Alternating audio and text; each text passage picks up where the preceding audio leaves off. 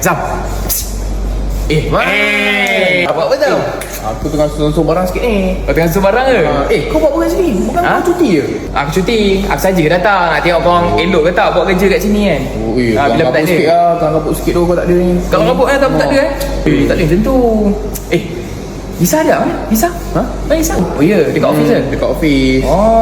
Produk serendah RM4.50 tu kau dah susun dah? Kau ni arang-arang tak tahu lah cuti. Tak apa. Esok aku buat nanti.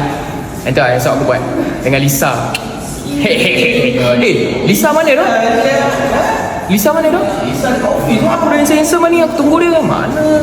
Zam, ini banyak kerja. Banyak tu ini kerja. Aku cuti je sebab tu. Kalau tak ada tak jadi benda macam ni. Man, ngulang nampak? Kau. Jacuzzi, bathtub yang steam room 40% tu kau dah tambah belum?